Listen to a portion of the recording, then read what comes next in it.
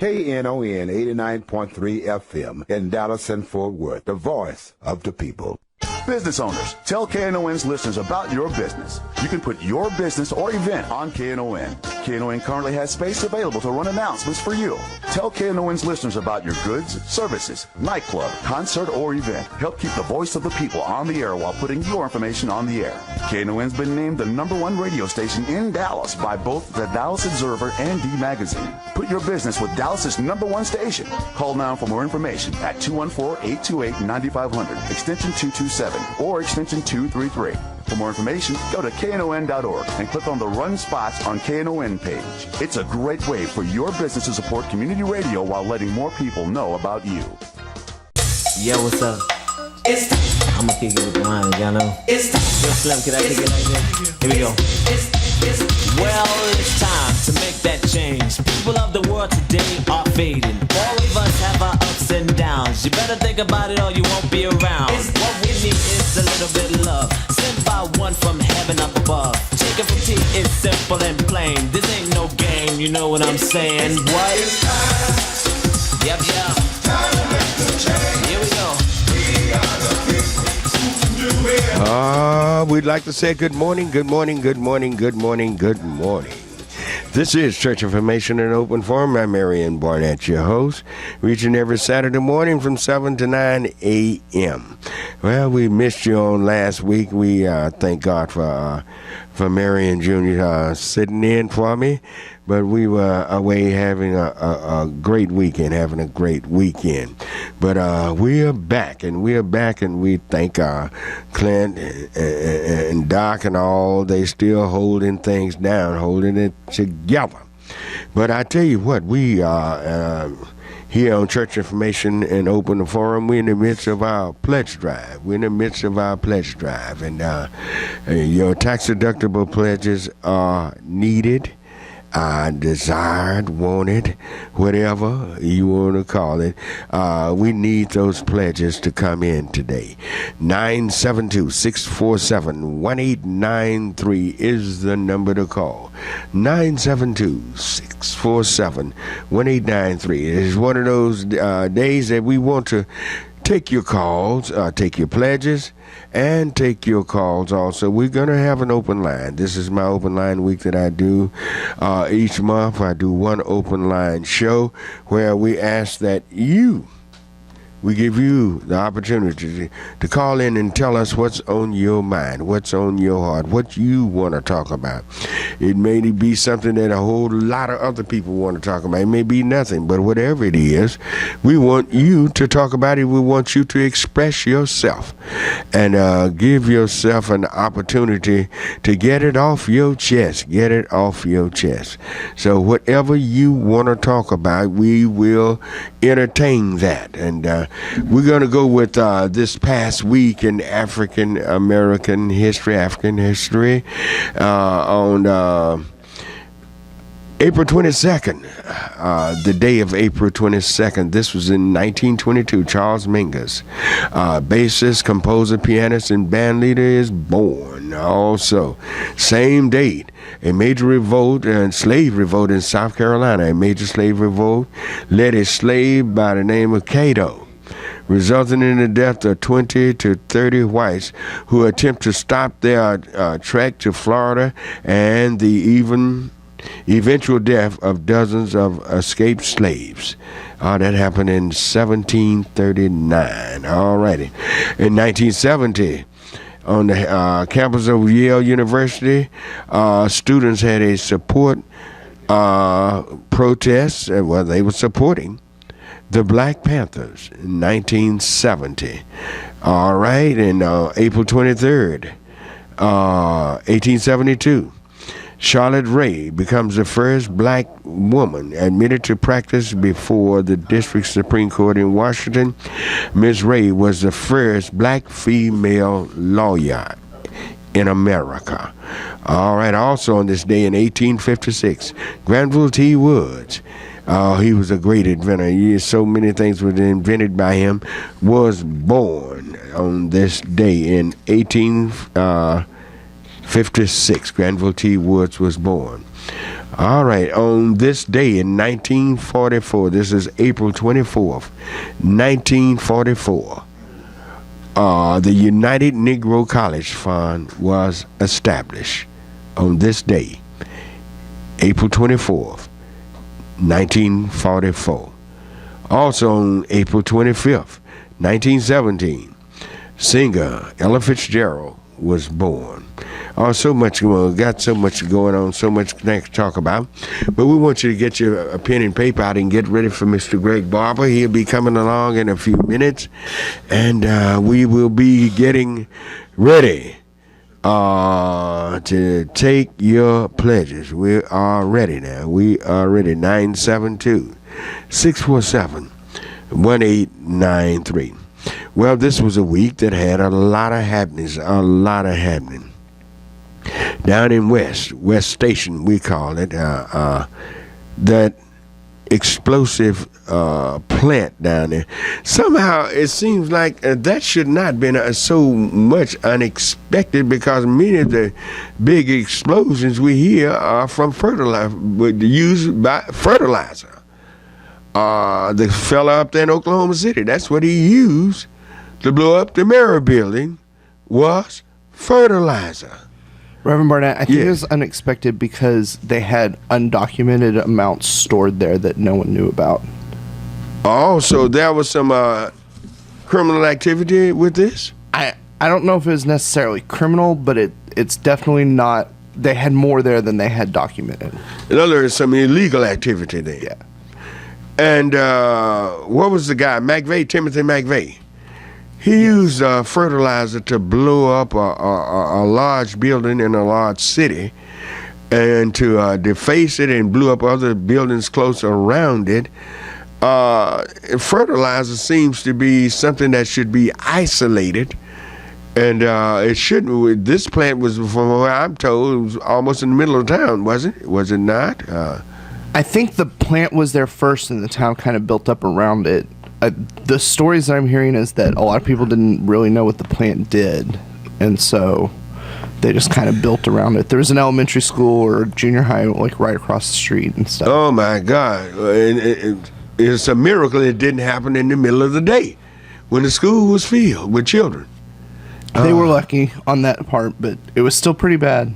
They were blessed on that part, but still, 13, 14 people were killed. And that was a disaster. That was a disaster. But thank God, it could have been a whole lot worse had that school been open and all of those children located right across the street from the fertilizer plant. But also, let's travel up to Boston. Mr. John King of CNN. I want to ask you, why is it every time something happened, big and bad, they try to lay it on a black man? John King said that he got from a good resource. I'd like to know who this resource was, that they said the guy was a dark-skinned man. Do you remember when the Marion building in Oklahoma City was first blown up?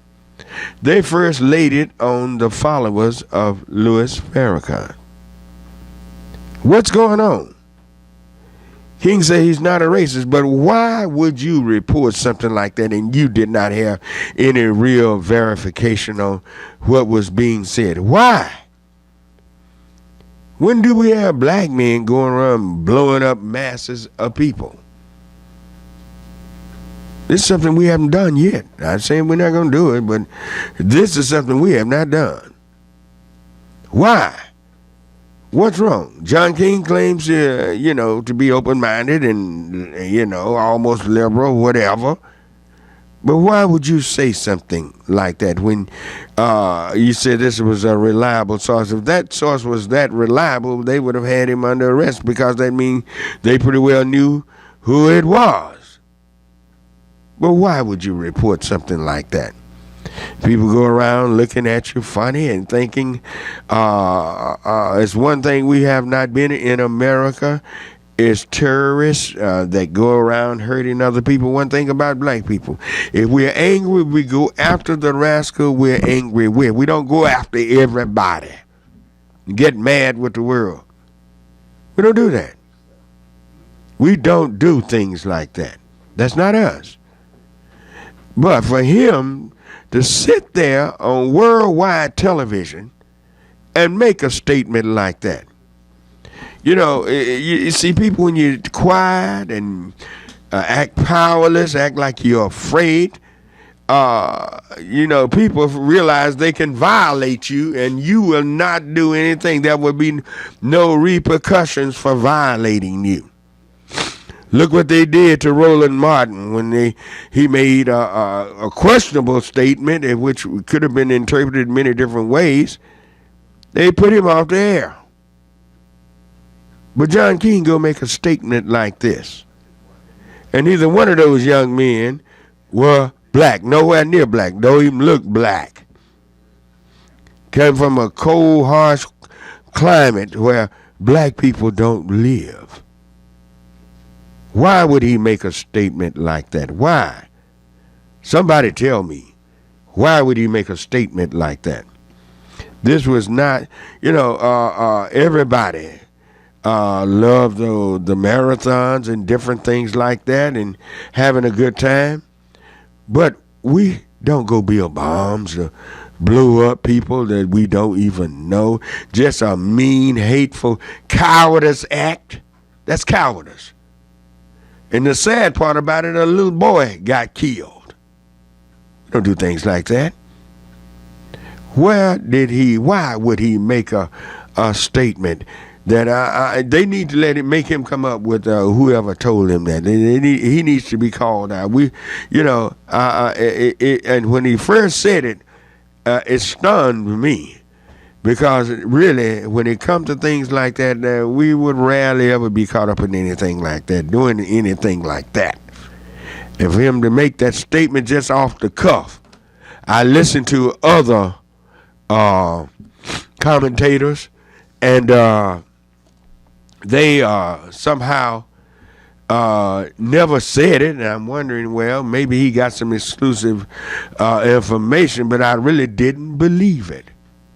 And my hunch was right. That this is not right for him to go on international television. CNN is shown all over the world, and say, refer to as if it was a black man that did this and was seen in that area. This is, some things, people, we have to speak out about. There are some things that just don't make any sense for you to make a statement like that. Something happened here, God forbid, something get blown up here, and I go out there and come back in here and yes, I saw a white man, I saw a red man, or a brown man running away, when I know I didn't see anything, and say I got it from a reliable source. Something's wrong with that. Hope you got your pen and paper out. Let's go and get our job line. Let's go to line 3 and say good morning to Mr. Greg Barber. Good morning, Greg. Good morning, Rev Barnett. How are you? Fine. How are you this morning? Doing fine. Are there any jobs out there? There are awesome jobs out here this morning on our SAT job line. That's Solutions and Actions Today job line. Brought to you this Saturday morning during church information and open forum here on Knon 89.3, the voice of the people. This morning on the job line, we have Ecolab is looking for maintenance personnel. They're asking you to apply online. Apply online at www.jobs.ecolab.com. That's Ecolab is looking for maintenance personnel. That online at www.jobs.ecolab. That's jobs, JOBS, .ecolab, ECOLAB.com. United Stationers Supply Incorporated is looking for maintenance associates. They're asking you to apply online at www.ussco.taleo.net. Once again, that's United Stationery Supplies. Look for maintenance associates. They're asking you to apply online at www.ussco.taleo.net. Uline is looking for customer service representatives. They're asking you to apply online at www.uline.com. Once again, that's Uline, looking for customer service representatives. They're asking you to apply online at www.uline.com. Castle Metals is looking for warehouse operators and burners. They're asking you to apply online at www.jobs-castlemetals.com. Once again, that's Castle Metals is looking for warehouse operators and burners. They're asking you to apply online at www.jobs-castlemetals.com. Twin Med Limited Liability Corporation is looking for warehouse associates. They're asking you to send your resume to Human Resources at TwinMed, TWINMED.com. Once again, that's Twin Medical Limited Liability Corporation is looking for warehouse representatives. They're asking you to send your resume to Human Resources at TwinMed.com. Pilkington Glass is looking for warehouse associates and drivers. They're asking you to apply online at www.pilkington.tms.hrdepartment.com. Once again, Pilkington Glass is looking for warehouse drivers. They're asking you to apply online at www.pilkington.tms.hrdepartment.com. If you are a child-loving, patient, and energetic individual and would like to work in a daycare setting, the number for inquiry is 972-290-4995. Once again, if you are a child-loving, patient, and energetic individual and would like to work in a daycare setting, the number for inquiry is 972-290-4995.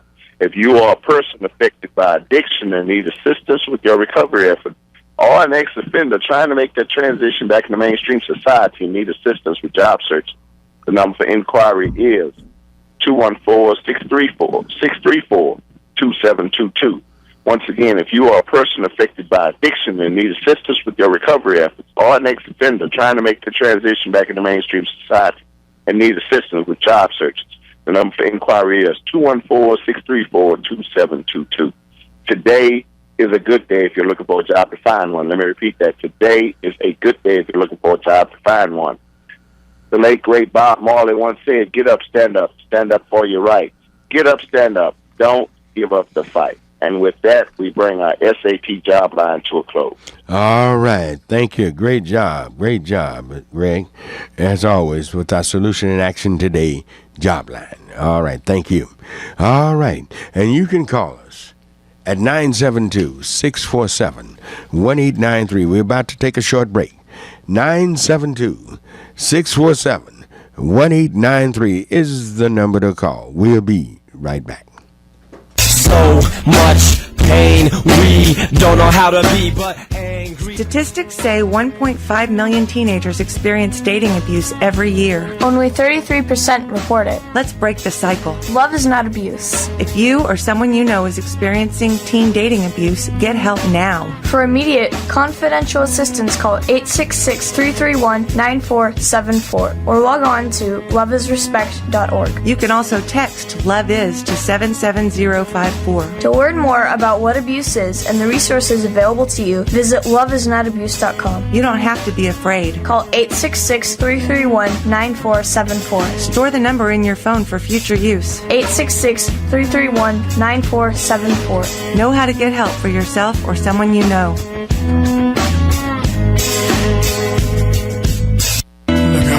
We now have fewer than 500 copies left. That's right, fewer than 500 copies left of the Knon Texas Blues Radio Volume 5 Blues CD. Texas Blues Radio features great blues from Tutu Jones, Blues Boy Bo, Buddy Whittington, Andrea Dawson, Kirkland James, Sonny Colley, Johnny Red and the Roosters, the Chris Watson Band, the Two Tones, Rough Cut Blues Band, Jeff Stone and Charlie Love, Dave Millsap, Sirloin and the Ass Kicking Machine, Michael J. and the Paul Bird Band, and JJ and the Detonators. Get your copy now at Forever Young Records in Grand Prairie, Record Town in Fort Worth, and in Dallas at Bill's Records.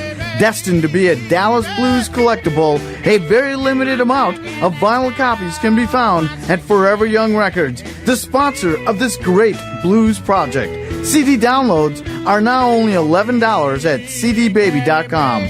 Whether you get it as a download, on vinyl, or on CD, all the proceeds benefit KNON. More information at knon.org. This is William, your videographer for the KNON talk shows. You can watch church information and forum by going to the knon.org website. Click on schedules to the left side of your screen. Choose Church Information and Forums page. Scroll to the bottom of that page, then choose your favorite show to watch or download. This show will be ready for viewing by lunchtime Tuesday. Have a great day.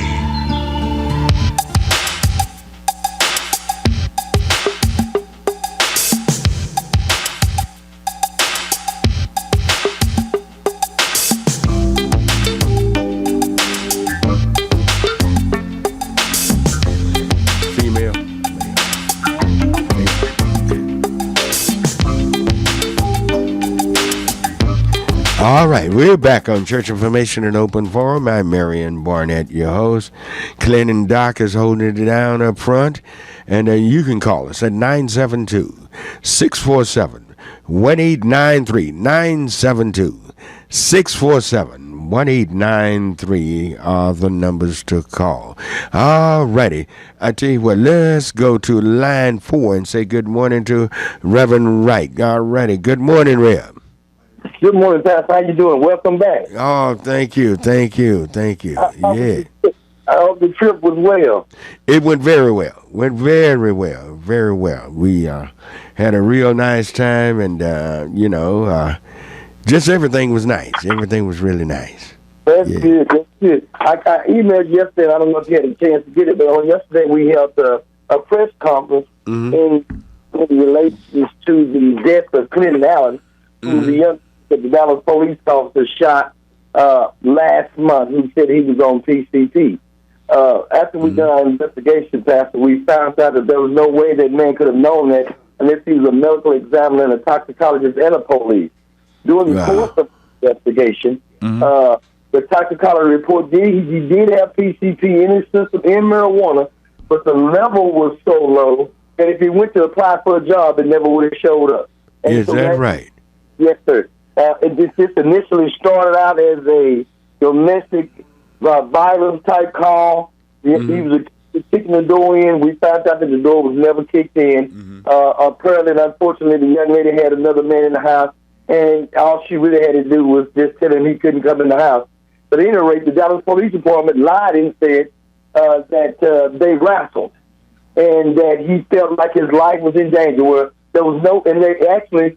From what the police statement was and what was released is that they fought each other and fell over a rail. But the forensics never indicated that there were any bruises on the body. The toxicologist, there were never any bruises that indicated that they were in a wrestle or that he fell over any rail. What the report did show is that he was shot in the back and in the butt. Rev, let me ask you something. We as a community are giving the Dallas Police Department a free ride because, I know you're not, because of he's a black chief. We have a black chief. Are we giving him a free ride? Well, as bad, as I look at this, Pastor, David Brown is doing his job, that's to protect his officers. It's knowing that they're wrong, but this thing goes a little deeper than that, Pastor. Of course, Police Association, he wants to be on their good side. Most police associations hate the chiefs of police. Right. They love Brown because he's doing what they want him to do, and that's to suck up and cover these police officers. But even in the event of him trying to protect his officers, we've got a district attorney's office that should step in and say, hey, wait a minute. wait a minute, something's not right. Well, we had 5 different witnesses in this case who signed and notarized documents that stated that one of the witnesses was a pastor who said he looked outside and saw the officer 6 feet from Clinton Allen with his gun already drawn. He realized that the police was safe, that Clinton Allen was probably going to go in and be arrested. He turned around and walked in the house in less than 30 seconds he heard gunfire. And to think that Clinton Allen would attack a police officer with a gun pointed at him is ridiculous. From the way the evidence and from the way the witnesses have told me, Clinton may have tried to turn around and run and was probably shot in the back and in the butt. When the other witnesses said that they heard police officers say he had a weapon and that's why I shot it, she said, but there was never any weapon found, and if you notice during the course of the story, they never said there was a weapon. And the other police said, well, if that's what he did, then he deserves to get what he got. But then she said she noticed they were all coming together trying to get their story together because the shooter, Staller, was shaking his head as if he really made a mistake in doing what he did. And so this is an unfortunate situation. Now it's time for the district attorney's office to step up and do what they're supposed to do. Because in the past, we have never got an officer indicted in this city. And our officers are not bad, but Pastor, last year, this particular officer was chasing a burglary suspect and hit the suspect with his car, broke his ankle, crushed his ankle and bruised his hip, denied ever doing it. It was only until they looked at the dash cam and realized that, yeah, you did hit him because the dash cam shows that you hit him. They only gave him 2 days. It was only just 6 days. And so it's getting to the point where if we don't, at the end of the day, Pastor, you know who suffers from this? Not only the family that loses their loved ones, but the taxpayers in the city of Dallas. Because they're going to have to end up paying that family. On Monday, at the Federal Building, Sheila Lewis is coming down from Atlanta, and the rest of the family that's already here are going to federal court to go ahead and make a mediate. And they've already, the city of Dallas is willing to settle with them in the Tobias Mackey killing. So they have admitted that was a wrongful killing, and they're getting ready to pay the family. You know who loses out of that deal? Taxpayers are paying for what the police do, and the police are not being held accountable for it. We all also lose because that puts everybody's life in danger. Everybody's life. This gentleman lied about that. His credibility is ridiculous. And for David Brandon to make a statement about this guy being he was just a dope pussy, a dope-headed guy was a lie.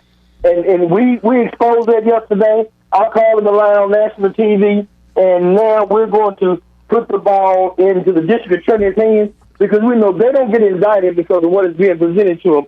But we sent them several witnesses who saw what was going on, and there is no way in the world that this young man should have died behind a false accusation made because of somebody was doing something that was wrong. And I want to make sure that the Dallas Police Department don't try to use this young lady as the scapegoat like they did the 911 operator and throw her under the bus versus getting this police officer who actually committed the murder.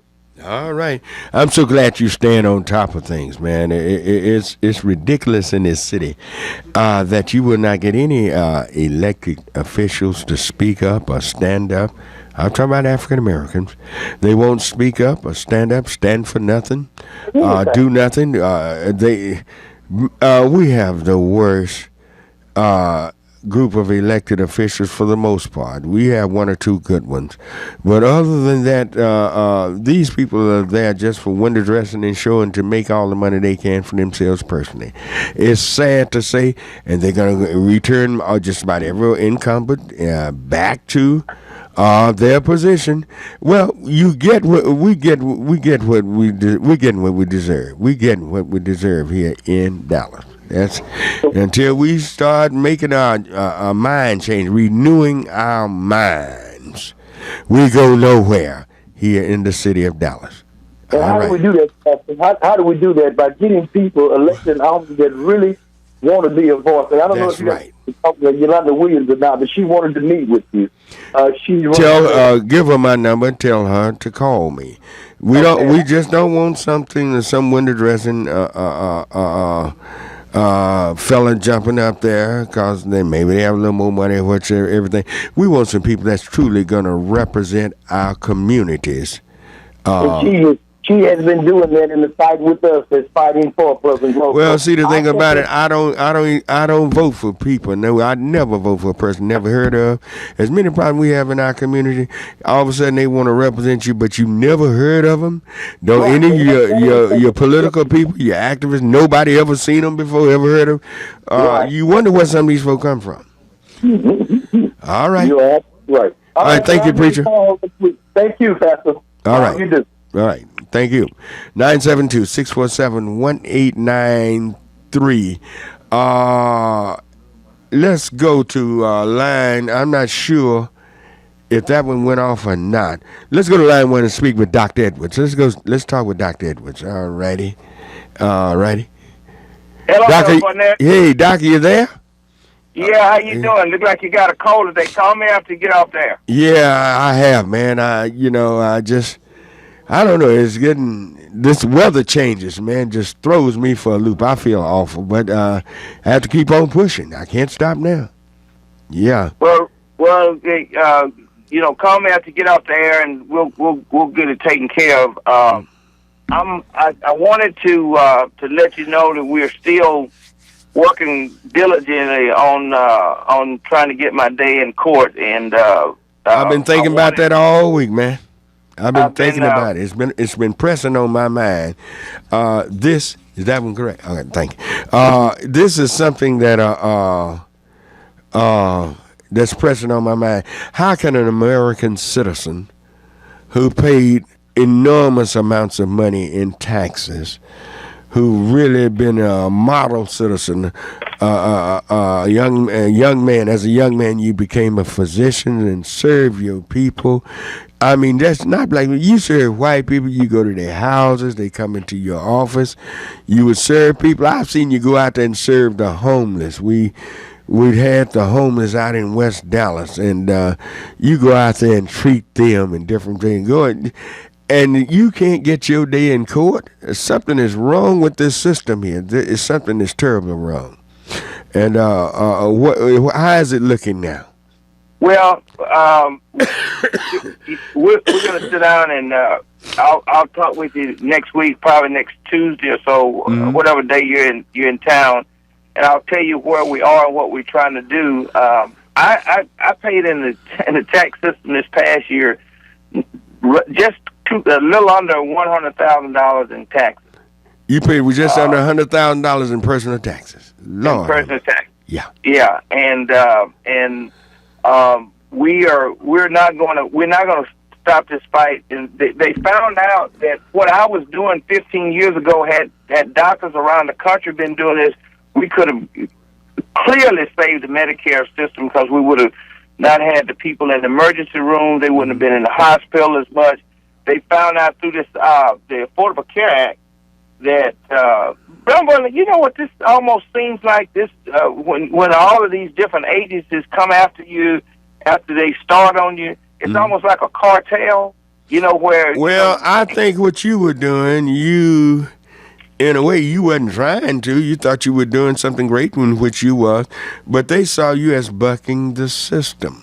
When you start going all down in East Texas and Central Asia, everywhere, going to people's homes, serving them, and people who couldn't get out, you would go to them, and they saw that as bucking the system. You were doing something that other doctors did not want to do, and these insurance companies definitely did not want you doing that.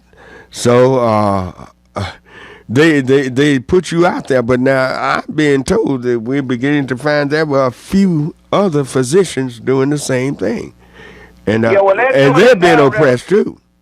Yeah, well, they're doing it now, but it's a lot more money in there. I was doing it when it wasn't a whole lot of money in it. Yeah, a lot of them are doing it now. Compared to now, that was chicken feed what you were making compared to what they're doing now.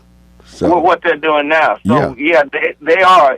But I will get with you, and we're not quitting on this. This is not go. They cannot take what was mine. Mm-hmm. I had a right to practice. I had a right to do what I did. I wanted to do it. It was a niche that I found. And the only reason it really still is alive is because you've had me on your show a number of times. Yeah. Well, I remember in West Dallas, when I put them homeless people in the projects out there, keep them, tearing them down. If somebody gets sick, I can call you. Come out here and come see about them. And man, you be right there. It didn't matter what time it was. You be right there. You were a physician that served not only the homeless. You served people with insurance. You served all kind of people. You did not discriminate. You took the God-given gift that you had and used it to help all people. And this is why I don't understand about this same thing, because you got people sitting there listening to that you served and listening to us right now. That you served, that you saved their lives. They didn't have any insurance. They didn't have anything going for them, but you would serve them. And that type of thing, you see, you broke the mold that what a doctor was supposed to have been doing. It's an exclusive club where these a bunch of millionaires that want to lay back and let the money come to them, but you were going to the people. So, Rev Barnett, did you know that 75216 is that there's 550,000 diabetics in this county. There's the number one diabetic area in Dallas is 75216. There's one doctor over there. One doctor, and there's 49,000. Well, give me some. Let me see, 75216. Give me some boundaries on it. Where is that? Ann Arbor, Lancaster Road, Keith. Okay. Oh, that Veteran Hospital. In that. You're in the heart of the hood. Yeah. In the heart, it's the highest diabetic area in the state of Texas. Okay, and there's only one doctor serving the 49,000 people over there. Baylor has put a diabetic and wellness clinic over there, but they can't. They're not. You need a private doctor to have people to come back. And take care of it. We picketed, you and I picketed that, what's the name of that thing there? Blue Flowers. Because you did not need that. You needed these people to get vouchers and to get them a doctor that's right. that would know their case and would work on their case. Every time you go to one of these county deals, you're going to see a different doctor every time. And that's not quality service. Yes, that doctor gonna do his best, but every doctor have to start from ground zero with you. You're not getting the best of service. But I'll call you right after I get off the air. We'll talk. Yeah, and I got the sniffles right now. Only thing saving me is Doc and Doc's Knon coffee. That's what's keeping me rolling right now. The best coffee in America, the world's greatest coffee. All right. Well, you got the best doctor too, so call him. All right. Okay. You're right about that. All right. I tell you what, we're up against a short break, and we'll be back in just one moment.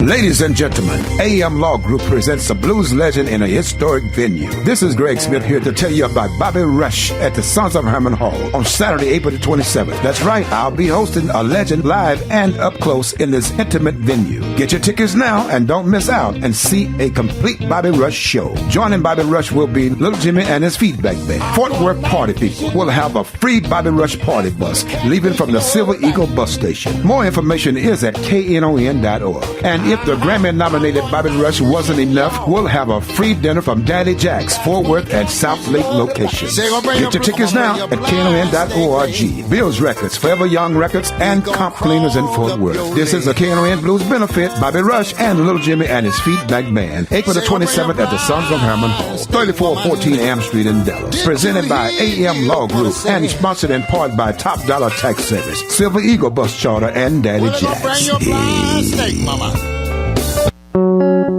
Project 143 gives orphans the opportunity to leave their orphanage for the summer and visit an American host family. Photos and bios are now available online. For more information or to be an orphan's family this summer, Project 143 at 720-263-7143 or project143.com. Because 143 million orphans worldwide need help. Consider hosting an orphan this summer with Project 143.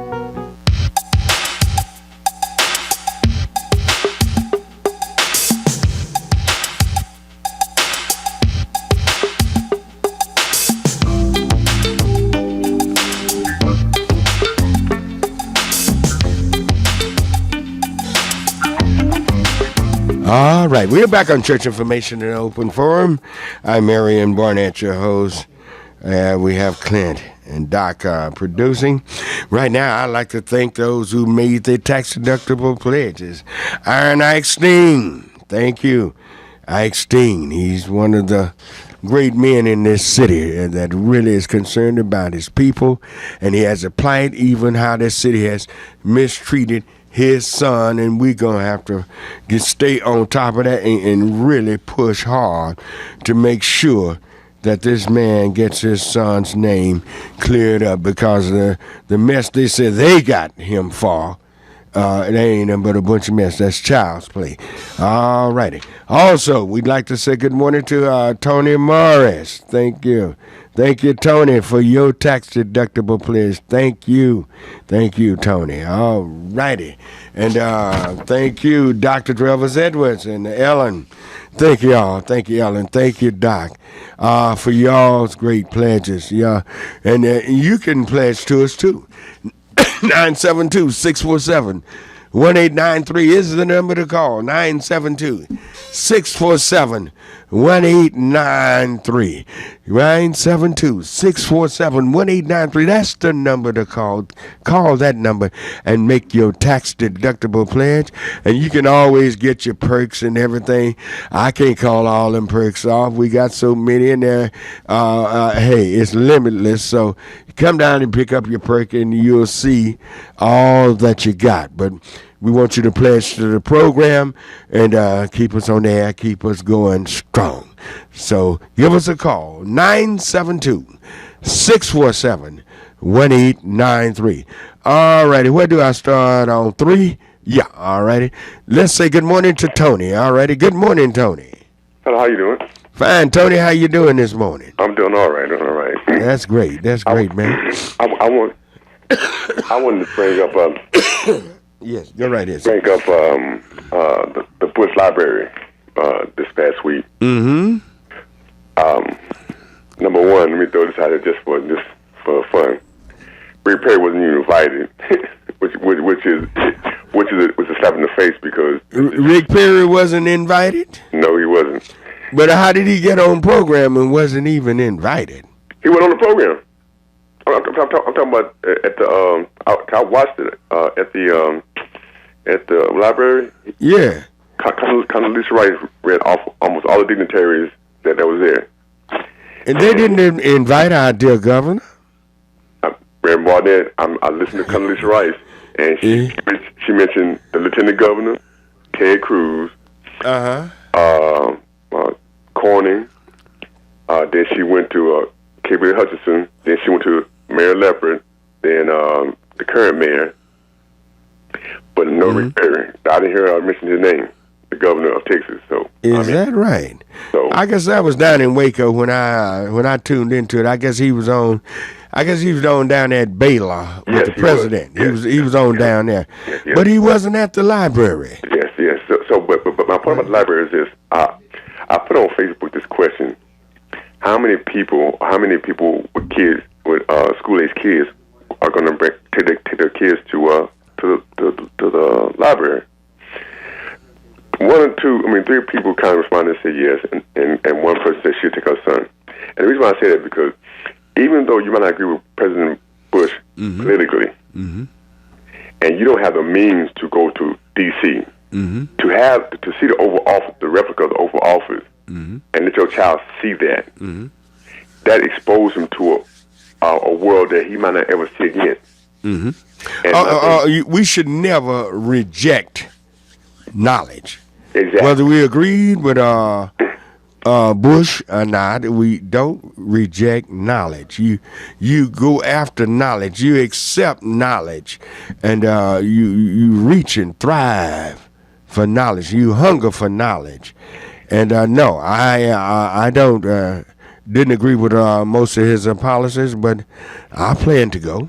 I plan to see it, and we got big shots down here like Clint. I think Clinton was sitting out there in the audience. He got a ticket. He was invited out there. He was. Yeah, I'm talking about Clint here in the studio. Okay. Clint, wasn't that you I saw on TV? I said I was rubbing right there with Jerry Jones. Oh, yeah. Getting my picture taken with all of them, too.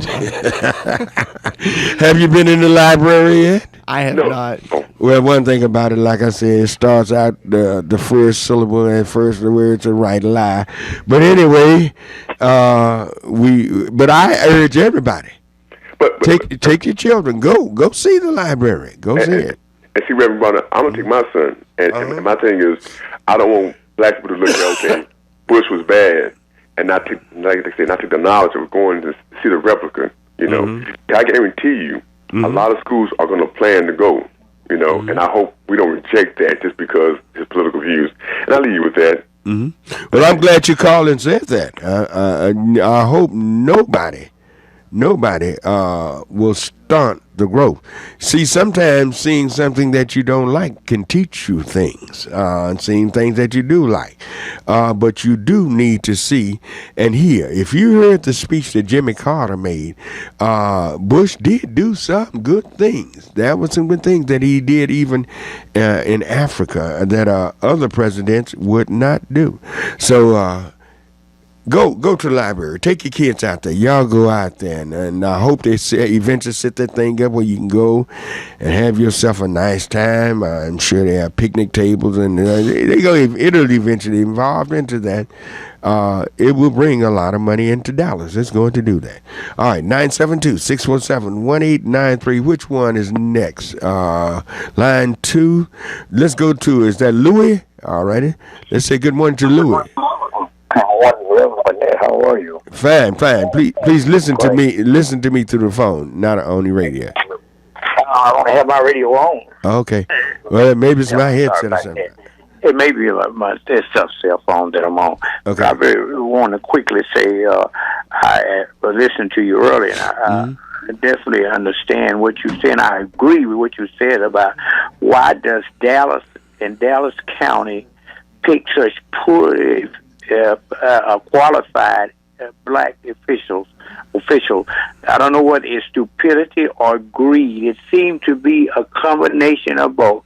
When you look at the city of Dallas, the population of Dallas, and the wealth of Dallas, if you go south, if you're in North Dallas and you're coming south on any freeway, when you pass downtown Dallas of all those big, tall, beautiful buildings, you would think you were in a different city once you get into the southern part of this city. And it's been looking like that ever since I could remember. They've changed a few roads, very few. There has been no development in Oak Cliff. What is our black official doing? Absolutely nothing. I think it's time for the citizen of Dallas to stand up and vote for a qualified person that's going to do something for this race of people, not the color of his skin. Because it seems to me like every time there's a black official, they only want money or what they can get out, and they do not care. If they had cared, there's no way this city would remain looking the same way it did other than Interstate 20 from 1950 up until today. Nothing has been put up over here. Yeah. No, well, you're right. I wish I could disagree with you, Louis. And I wish you were wrong. But you're 100% right. It's sad that we have the same, get the same type, the same ilk of people. There seem to be ilk of people that Dallas is into, and I guess they are the ones who they love to elect, and we get nowhere. Maybe we'll have to do the way the children of Israel did. God had to allow a generation to die off before they could go in and take the promised land. Amen. We got a group of people that obviously need to die off before we can move forward. Yeah, we can move. I hate to say that, and the people are, I'm sure, upset with me for saying it, but I'm going to tell the truth. But I agree with you. Rev Barnett. I totally 100% agree with you. You know, it's ridiculous. It is. The mess we put in office, they do nothing for the masses, and then turn around and get reelected, and you have them be on signs and billboards smiling and going, man, this is ridiculous. And then you can't beat them at the church. And what are these big churches doing to allow that to continue? Oh, you got all these big churches here in Dallas that got millions of dollars, and they don't do nothing for the area they live in, and they still reelect these same no-caring officials. Yeah. Yeah. Well, I wish I could disagree with you on some of that, Louis, but you hit the nail right on the head. God bless you. God bless you. God bless you. All right. 972-647-1893, 972-647-1893. Let's go to line 1 and say good morning to Reverend Crenshaw. Good morning, preacher. Good morning. How are you? Dr. Barnett. Fine. How are you this morning? Oh, I'm mighty fine. How about yourself? Oh, just wonderful, wonderful, wonderful. Got a bad cold and everything, but other than that, I'm still kicking. Well, you're kicking. Yeah. That's the main thing. But you know what? A lot of people kicking, but they're not doing anything like he was talking about. Yeah, well. They to the office. But I'll say this, if you have the knowledge, use it. You have wisdom enough to use it. Mm-hmm. And I'm going to kind of diverge a little bit, but I'm going to say this. You know how we got all these troopers in the neighborhood? How, we got to start warehousing people?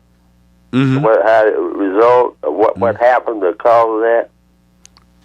You said warehousing people? Warehousing people, yes. In other words, the new cotton. New cotton. Come on down with it. Make it plain. I don't want to. Okay, I don't want to misinterpret what you say. Okay. Okay, let me come on down there. You see, in 1964, Lyndon Baines Johnson passed the Civil Rights Act. 1965, he passed the Civil Rights Bill.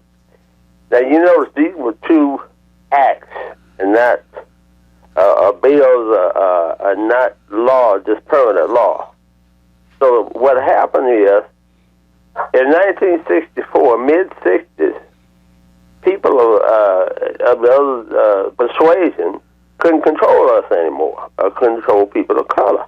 Outright, they used to push us around and say, look at you hard and stuff like that. You remember that? Mm-hmm. So then what happened, so then a little bit later on, they put that stuff out there to bring them down, and when the Black Panthers came through.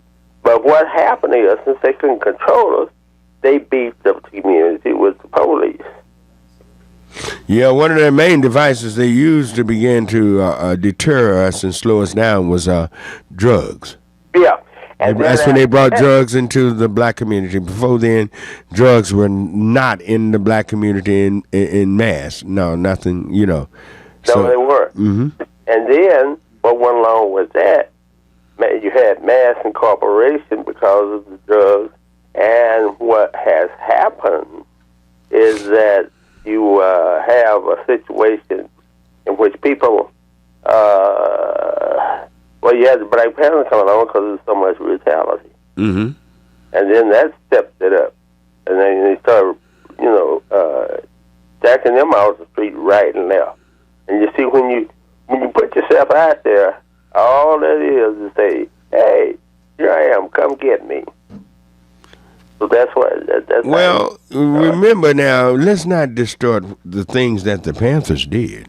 The Panthers started the breakfast programs, feeding kids. The Panthers was the one who really started pushing what we know today as Head Start. Now, all that came from the Black Panthers. They were not an offensive, violent organization. They were an organization, if you bothered them, they were going to fight you back. They were going to fight you back. Up until that time, it was always nonviolence no matter what. If they sick dogs on you, you lay down. Try to get out of the way of dogs. They put fire hose on you, you just backed up. They put billy clubs, you just covered your head and you hope they didn't beat you to death. But no, if you hit a panther was going to hit you back. That's why it is a distorted view in America of who the Black Panthers really were. They were not a violent organization, but they would fight back if you attacked them. Well, and that's the way the Muslims started out too. Who? That's the way the Muslims started out too, the Muslim community. Well, now that was a religion, this man Farad has got in contact with Elijah Muhammad, and they talked, and he came up with that. But that's a totally different thing in that sense. People were there to protect themselves. Everybody in the movement was not nonviolent, but I don't know of any violent organizations that was in the movement that was going out attacking other people. But some said you should defend yourself. Others said, no, we don't have the means to defend ourselves. Let's do it in a nonviolent manner. And Dr. King adopted that from Gandhi over in India, who had changed that and kicked the British out of India. So, no, it was not a violent organization. The Panthers were not. You know, Mohandas Gandhi was very prejudiced, the one they called a Mahatma. Yeah. Very color. Well, you have to understand, this is why those Sikhs killed her. So who? Sikhs. Oh, the Sikhs, that's right. Yeah. He killed his daughter, too, I think. Yeah. He killed Nehru's daughter. Yeah. Of course, some of the Sikhs are very hard to get along with black folks. Well, you have to understand, when you don't stand up, everybody's hard to get along with, because nobody likes anybody that won't stand up for themselves. And I tell you what, we've created a generation of people, especially those under 45 years old and younger. I'm calling you out because, for the most part, your age group don't stand up for nothing. All right. Yeah. All righty then. Thank you very much. All right, thank you. 972-647-1893 is the number to call. Let's go to James on line 3. All righty. Good morning, James. Good morning, Rev Barnett. James in Palestine. Hey, what's happening, James? You doing all right? Yes, sir. I'm doing good. Mr. Wynn, also, we can have a lot to say about that Confederate flag issue. It did take place. How did y'all do it? Y'all get a good crowd out? No, sir. I figured it was going to be sparse. It was more of those Confederates here doing what they did than the NAACP. But I say, just as I just said, that group, I'm calling you out, 45 and under. I've learned and I've observed, and it took me years before I'd come out and say it, but I've been watching it close. That group don't stand up for much anything. No, sir. Think about it. Think about those. They don't stand up. They don't speak out. They act like a bunch of Sambos. Really. That group needs to come on with it. Come on with it. Yeah. Go right here, Jay. But maybe another time we can come and be a guest and talk a little bit more about the Confederate flag issue, because it took place here. And President Bledsoe was here, and Mr. Lydia, the family from Dallas, was here. And they planning on going to Orange, Texas next with that Confederate flag. And on the NAACP Crisis magazine, there's one of the Supreme Court justices with the Confederate hand, the old handkerchief the cowboy used to wear with no face, mace.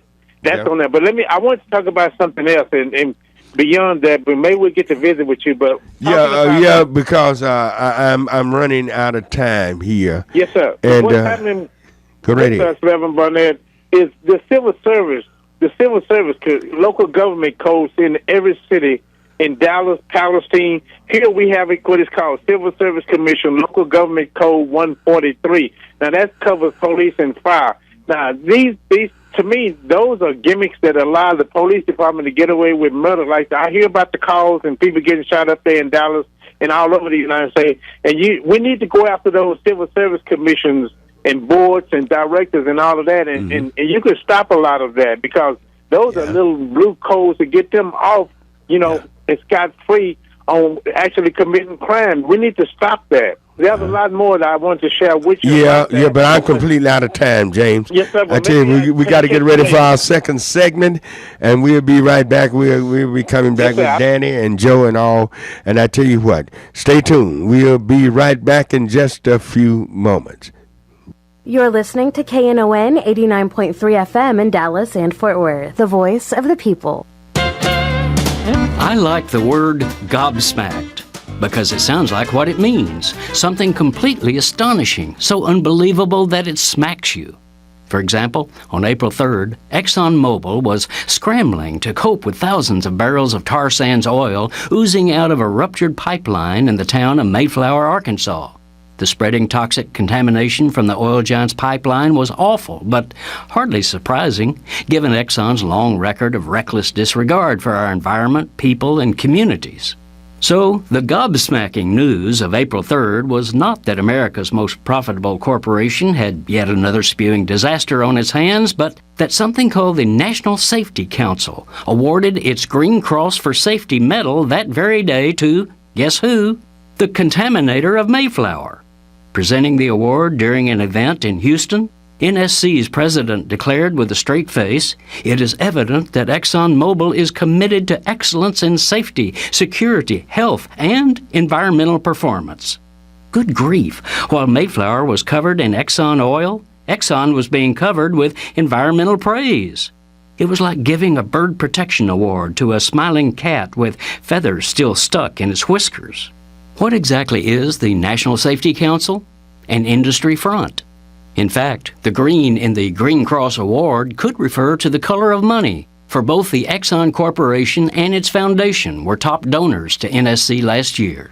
Indeed, the oil corporation has not one but two representatives on NSC's board of directors, making Exxon the awarder as well as the awardee of the Green Cross. Not to single it out, past awardee Dow Chemical is also a board member. This is Jim Hightower saying, apparently, NSC's paramount safety concern is for the PR image of its corporate funders. Yo, what's up? I'm gonna kick it with the line, y'all know. Yo, Slim, can I kick it like that? Here we go. Well, it's time to make that change. People of the world today are fading. All of us have our ups and downs. You better think about it or you won't be around. What we need is a little bit of love, sent by one from heaven up above. Take it from T, it's simple and plain. This ain't no game, you know what I'm saying? What? It's time. Yep. Time to make the change. Here we go. We are the people who do it. All right, we're back for segment number two. And boy, I sure wish I had a fresh cup of coffee right now to get me started. Doc is over there taking names. I can't get upset with him. He's over there taking pledges and with the world's best coffee. He's got it going on. But we'd like to thank all of you and welcome those of you who had with us in the first hour to our second hour, which you have gotten from me. And right now, we'd like to thank Mr. Joe Thomas for his tactical pledge. Wonderful. Thank you, Mr. Thomas. Thank you. Oh, Mr. Oscar McCraney. Thank you, sir. Thank you for your wonderful pledge. All right. Also, Mr. Whistle Punch, thank you for your wonderful pledges. And we thank y'all. And you can call us with your pledge, 972-647-1893, 972-647-1893. And if you want to call, use that same number to call in and talk to me this morning, 972-647-1893. Anything you want to bring up, we want to hear it. We'll be going into Mother's Day weekend, and I know y'all going to be blessing Mother. And I tell you what, we probably do some parts of our show where we'll call your mother for you and let you wish her a happy Mother's Day on air. So y'all get together on that this week. Call in and give us the number, and we'll call Mother on the air and let you wish her a happy Mother's Day. All righty, let's go to our line and say go to land for. I wonder if this Danny, I thought had left the country. I don't know. Is this Danny? Yeah, how you doing, man? You left the country? No, I end up, I spend a lot of time down in East Texas nowadays. Well, that's like leaving the country, you're on East Texas, huh? The country. Huh? Leaving it and going right back to the country. Oh, man. Yeah. You moved away? No. I still have property down there and got some family down there and, dealing with those kind of issues. What part of East Texas you from? Marshall. Oh, well, man, if everybody from Marshall went home, Dallas would be empty, almost. It would be. In fact, you know, I wish really we all could go there and kind of regroup and come back and rebuild this city. You know, yeah, but it's a lot of y'all. I look at Marshalites in a good way, but we've come here and we failed as well. You know, well, we all have. The gentleman that called earlier that was saying about black leadership not providing the kinds of leadership and having the visible changes that we've been looking for really 40, 50 years now. Mm-hmm. And I think he's probably right on target with a lot of that. Mm-hmm. I want to throw it back on him because the citizens hadn't done a very good job either. Yeah, like I said, we get what we deserve. Yeah. You know, if we haven't done anything, go elect the wrong people, or don't run ourselves when we are qualified and stand up when we are qualified, hey, we getting what we deserve. You know, I mean, it's almost ridiculous, and it's even, you know, he mentioned visually, you know, how it looks. Well, you know, a lot of folks don't even upkeep what they own. Mm-hmm. You know, and if they rent, they don't require the landlord to upkeep anything. Mm-hmm. They don't require anything of anybody. Mm-hmm. We shop with anybody. We'll drive to the ends of the earth to give somebody our money. Mm-hmm. We won't require anybody to do business with us. Mm-hmm. And when somebody raises their head to talk about that, we get all, you know, groaning and so forth. And what are you bringing that up for? You know. Yeah. Yeah. And one of my biggest pet peeves is watching these huge churches who, by the way, they ought to let some of these churches so big they ought to let the Mavericks play preseason games in them. Yeah. You know. But they won't require. You're going to build a $30 million facility. I don't see nobody black working on them at all. You know, I saw a lot of facilities being built. I'm talking about these mega churches. I've never seen a black man out there working at all. And here's my thing. Even if you make the argument, and you can't, but even if you make the argument that, well, there's just no qualified black folk, I know doggone well you got a percentage of unemployed black men or boys in your church that you can pay to pick up a rake to pick up a stray shingle. You understand what I'm saying? Yeah. They don't even do that. No. And some of these churches in mine, and I hate calling them out, but I will. Mount Tabor is just a pet peeve on me. Even the yards people, the grounds people. You're trying to tell me that nobody anywhere near that church family can provide ground services for pay for that church? You're trying to tell me you got to go and get a contracting group and of the, let's just say, of the population that you mostly see out here doing that work? You know, it's ridiculous, man. It doesn't make sense. And it doesn't even make sense for self-preservation. They have to turn back to those same members to get money to donate to the church. I just don't get it. They don't do anything to benefit themselves, and they're looking at Mayor Rawlings as if he's the second coming of Jesus. Well, yeah. I'm not against. Let me tell you something. I like Rawlings. I like, frankly, his efforts. But what people are not understanding is Rawlings and those of his ilk, the only kind of effort they know how to make are the kinds that they're making, which is to come in and clean you out. Well, now he proved that from Jump Street. Yeah. Remember, he payday loan king. Exactly. I warn people and warn people. Look, until we get our heads on straight and renew our minds, man, we go nowhere. Running behind certain people, certain these white men and different ones, and just saying, well, I'm with them and everything. That's not doing anything for your community. That's not. Until we get our heads together and do something for ourselves, nothing's going to be done. So why would a man take his money, his time, his effort, and lift you up when you know you should have sense enough to lift your own self up? You know, at least make a good front. We don't even front. We tell them we ain't got nothing. We don't know nothing.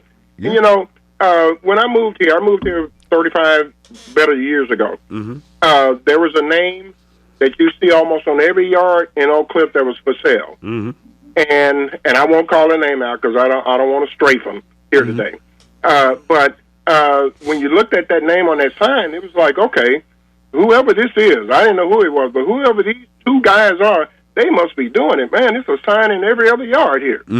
Now, I attended in my later life many meetings with groups such as that particular person in that company. Oh, okay. And my thing is, with the intellect that they should have about real estate, they frankly should have been rebuilding this doggone city themselves. Mm-hmm. I've sat in on these meetings. What these guys are in there doing, and that's almost all of these leaders, they are appealing to these white guys to bring in stores like the Gap and all this stuff. See, we want that in Oak Cliff, you know. Yeah. And it's almost it's laughable. And what you have to do is sit there with a straight face so everybody don't think you the kooky one, you know.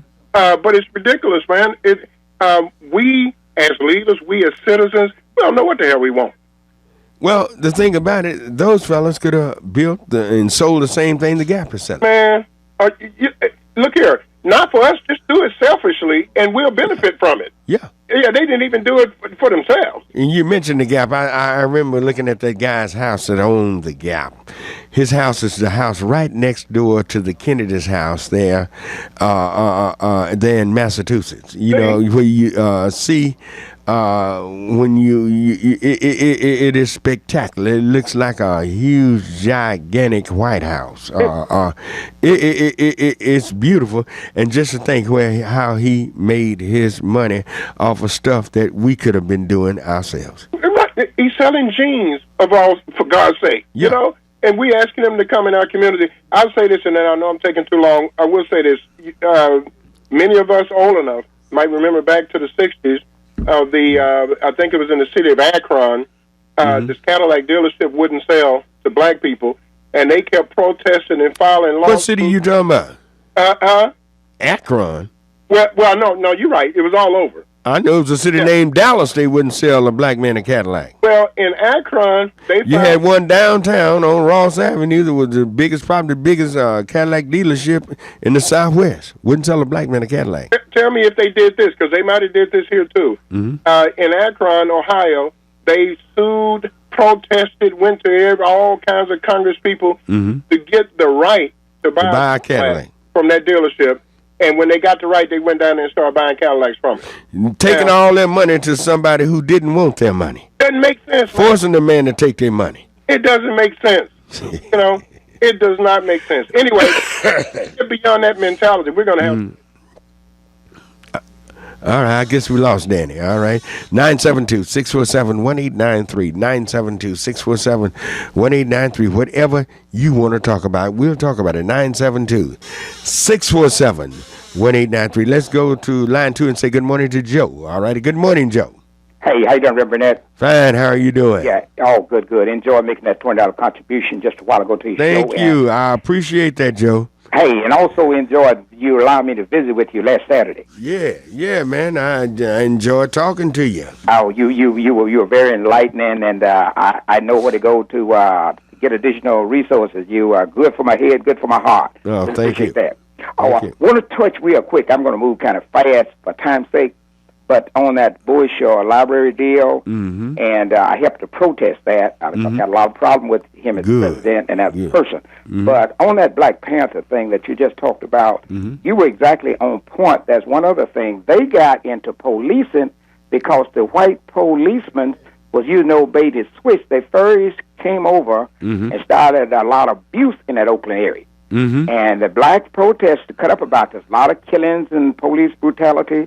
So then they did the old deal where y'all don't want police protection, and then we're being fired up and we're afraid to come over there. So those people didn't have police, and the Black Panthers stood up, started the breakfast program, and protecting black women and stuff, so we should be able to move around our neighborhood without being abused.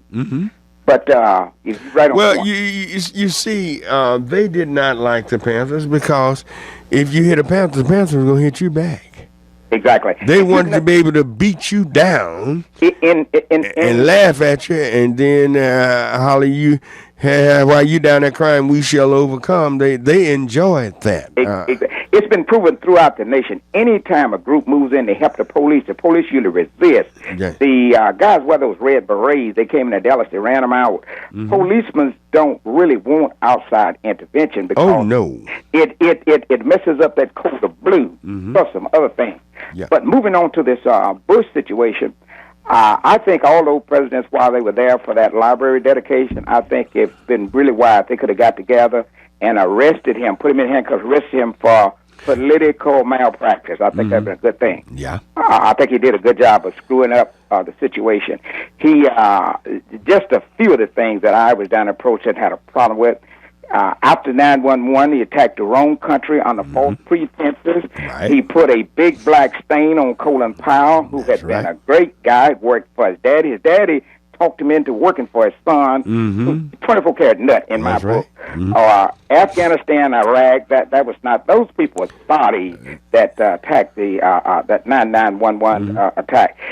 Katrina, he allowed people to float, dead bodies to float around. He went out about 5 days later. Well, he did an oversight view from 10,000 feet up. Exactly. Sheepishly looking out of the window of a plane. Yeah. No concern. I was told doing some research. Well, I said told. I found doing some research.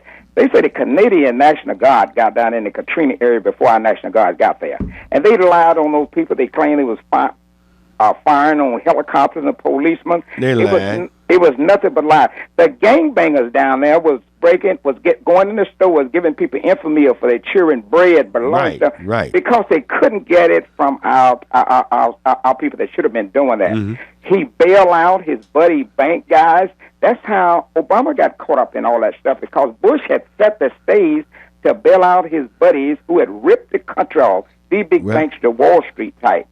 He's ranked with some of the worst presidents in history. I'm talking about all-time history. Maybe the worst. Probably is the worst. His girls, they lied about how good they were. They are nothing in comparison to the little Carter girl and the Obama girls.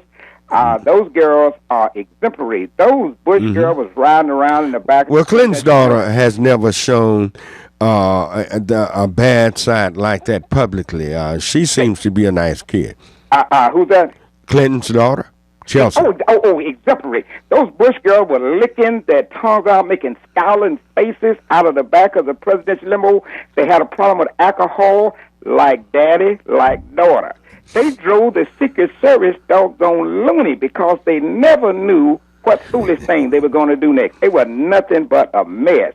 When he was, and I'm almost finished, when he was told about 911, he was down in Florida, if my memory serves me correctly, reading Rosen, his wife, she said he was reading his favorite book, My Pet Goat. When I visit his library, I want to look and see if I can find that book. My Pet Goat? My Pet Goat. That was his favorite book. Well, what was that, about a second grade level? I think it's second or third. His wife, they say what happened is some girl embarrassed him once. She asked him what book was in the top 10. He couldn't name a single one. So he got a little old book and memorized it, My Pet Goat. And every time he'd go out, he would read that. You talking about a non-intellectual president. He was actually one. Our allies abroad lost respect for us. They threw shoes at him. He was very good at dodging shoes. Tony Blair, he called that man to lose the election. And last but not least, when you go to that library and look around, a lot of what you're going to be seeing is stuff that was set by old racists, Carl Rove, this big nut, Rumsfeld, and people like that. Yeah. You can tell that he's a big nothing in closing because they keep saying, we're going to let history judge him. The man is a screw-up. He is probably the most non-intellectual, non-educated guys we got. That old fair program, No Child Left Behind. Last but not least, George W. Bush was left behind. All right. Thank you. All right. Thank you, Joe. That clears the line. 972-647-1893. Let's go. Where are we? Which one? 4? All right. Let's say good morning. Was that Robin? Good morning, Robin. Good morning, Pastor Barnett. How are you today? Fine. You doing all right? I'm doing fine. Pastor Barnett, you know what? I have a concern when it comes to the Dallas Independent School District. Okay. My daughter is a graduating senior from Lincoln. You know that there's a deal that Superintendent Mike Miles is wanting to clear the slate with approximately 70 principals, give or take 5 or 6.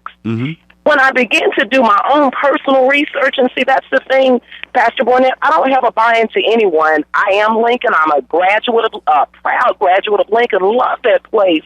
I began to notice that the majority of the schools where they're wanting to take the principles he keeps talking about effective. And I went online, I listened to his open mic with Mike.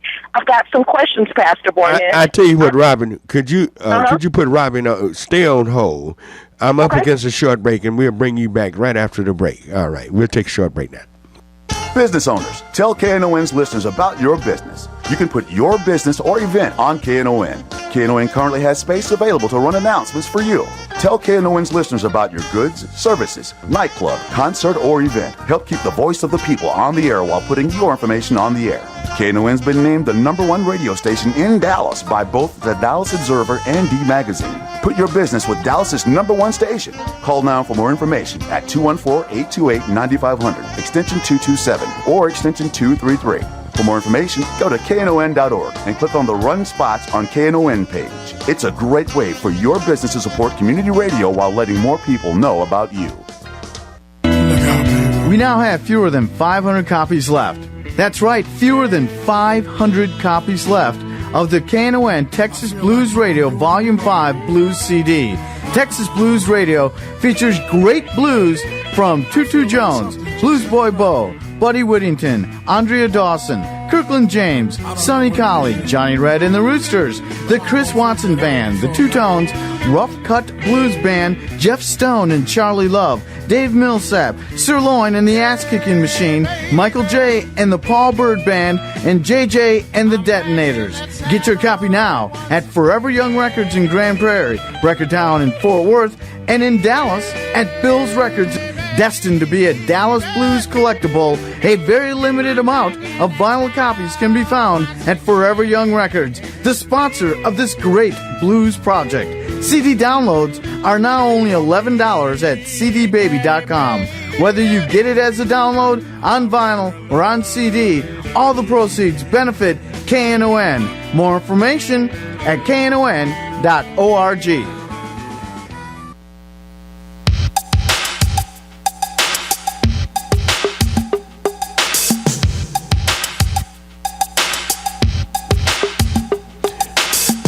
All right, we're back on Church Information and Open Forum. I'm Marion Barnett, your host. Our producers this morning is Doc and Clint, and we're here for you. 972-647-1893. Again, I'd like to thank all of you for making your tax-deductible pledges. And you can call us at 972-647-1893 with your tax-deductible pledges. We thank you. We thank you. We'd like to thank Von Wallace for his tax-deductible pledge. Thank you, Von. Thank you for this tax-deductible pledge. And you can call yours in, 972-647-1893. All right, let's go back to Robin on line 4. All righty. Robin, are you still there? Yes, sir, I am. Okay, go right ahead. We want to give you time after make your statement.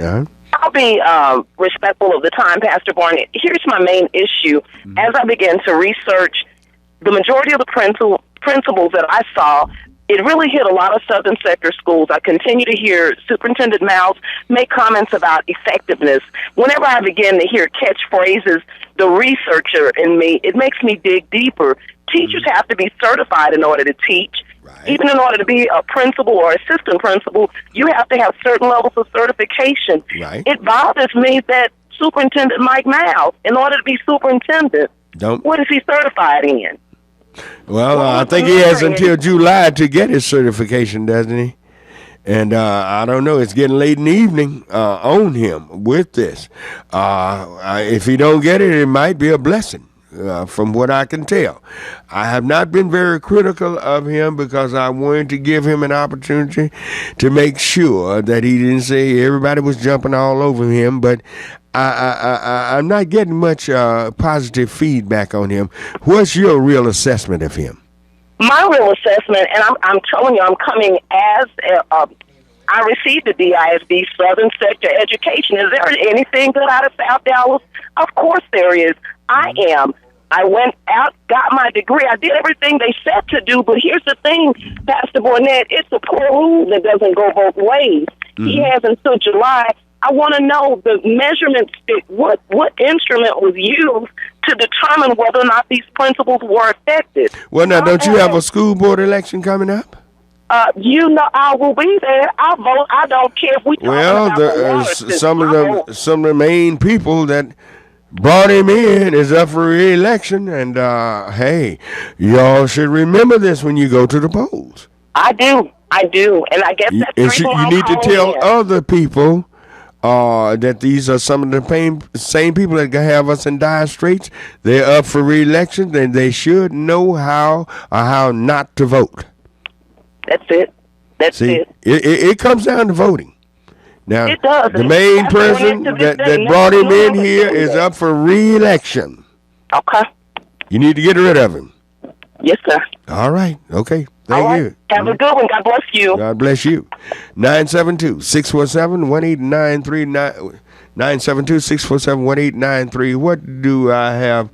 Get me William on line 3. Bring me up William, line 3. All righty. Good morning, William. Hello? William? Going once, twice, 3 times. All right. Let's go to, what's that, Curtis on line 1? All right. Let's go to Curtis. All right. Hello? Are you listening, Curtis? Hello? William? Going once, twice, 3 times. All right. Let's go to, what's that, Curtis on line 1? All right. Let's go to Curtis. Good morning, Pastor Barnett. Please listen to the telephone, please. Good morning. I need you to help me with something if you can. I'm a member of a small church, and the median in front of our church is just a mess. There's no grass. People throw trash on there all the time. It just looks bad. And I'm thinking, I would like to see kind of adopt that median, to keep it up and make it pretty. Mm-hmm. How would you go about doing that? I know you got to contact the city of some sort. Well, there are ways of doing it. Who's your city council person? Excuse me? Who's your city council person? I really don't know, to be honest with you. Where is it located? I'm in the Redbird area. In the what? The Redbird area. You in Redbird? Mm-hmm. That could be Vonsill Hill. That I would contact my city council person, tell them that your congregation would love to adopt the medium, and they will keep it and keep it pretty and different things. I'm sure they probably wouldn't mind if you just going out there and do it, but I would go through those procedures to get it done so it won't be any problem. Y'all get out and make the medium neat. That Redbird area usually is kept pretty good. I know that area there in Wynwood Hills. On Sunnyvale and Ledbetter, kind of not so nice. That's where the median's located. Wait. Again, I'm sorry, I missed that. Where was it? It's on the corner of Sunnyvale and Ledbetter, kind of a rough area, so it's not very nice. Sunnyvale and Ledbetter? Correct. Oh, okay. You are farther east from over there. I was thinking you out around Polk and Redbird and all of it. Okay. That might be Dwayne's district. That might be going down there, but you can easily find it out. Just pull it up on the internet and Google it and find out. But I got a feeling if it's Sunnyvale and Ledbetter, that sounds like it could be Dwayne's district. I'm not sure, but I'm sure they wouldn't mind y'all keeping that area up and making it look pretty and different things and just making the area look neat. And that's something small things like that we can do for ourselves to beautify our neighborhoods. Right. Yeah. Mm-hmm. But I appreciate that, Pastor. Thank you very much. All right. Thank you. All right, take it as a line, 972-647-1893, 972-647-1893. Let's go to Grady on line 2, all righty? Good morning, Grady. Good morning, Pastor Barnett. Fine, how are you this morning? Wonderful. Mm-hmm. Pastor, I want to shed light on something a little different this morning. Mm-hmm. How come our communities We have predator living. We have predator when it comes to insurance. I'm paying on a policy for my mom. And Pastor, it's not even worth $10,000. She's been paying for it over 30 years. I mean, it seems like we don't have the means to help us educate ourselves. What are we missing, Pastor Barnett? What am I asking for this morning? Could you shed a little light? Okay, you say you have what I'm trying to ask for this morning to prepare us as people to be a part of this wonderful nation. Well, you say your mother had an insurance policy she's been paying for 35 years? Yes, sir. And that's called a whole life. You know, I mean, black people have had the same insurance coming for a long time, sir. And I bet that they don't have enough money really to put them in the ground with today's prices. I'm just throwing something out the general, Pastor. Mm-hmm. That's a whole life policy. And back in those days, they were nothing but burial policies. That's all insurance companies used to offer to black people. There's still a lot of things, policies and different programs, insurance companies, for the most part, still don't offer a lot of most black people. We don't even know about it, and because there's a lack of knowledge in our community, and a lot of times you start talking about it, a lot of people don't want to hear it. They don't want to hear it. They don't seem to care until we get in dire straits. Someone has passed and they need insurance and need burials and different things. We get in embarrassing situations like that, and it's sad. But when you are a nation of people, see, we need to realize, first of all, that we are a people. We are a nation within a nation. And we don't seem to realize that. Oh, we are all Americans. No, you're not. You're not treated like all other Americans, black people. Let me tell you the truth. You're not treated the same way. I don't care how they try to put this forth on you, how they lie. There's so much go on in America. Believe me, I know, that you don't know about, and you do not have the opportunity to participate in, and you cannot borrow and pull from until we get enough information in people that really want to know how to, so many things in life that we are missing out on that we should be enjoying. And then when we get to that point, we need to come together and build our own. We just some way, somehow don't seem to have it because there's a lack of knowledge, and a lot of our people who have fought for years are tired. A lot of them have died, and those, like I said, 45 and under, man, their heads are just in the air for the most part. And that's what made me come up with that thought. And they know this. Because they know this. We don't have those people at that age, as far as I'm concerned. They don't. They're not striving to want to better themselves or take me and you to that comfort zone where we can say, well, we pass the torch over to, our children. What do we do in that situation? Well, we who are over that did not pass the torch back. They don't know. A lot of them, some of them, many of them are living pretty good, and they think they got it made and think they got it going on, but they don't realize they're nothing but modern day Sambos.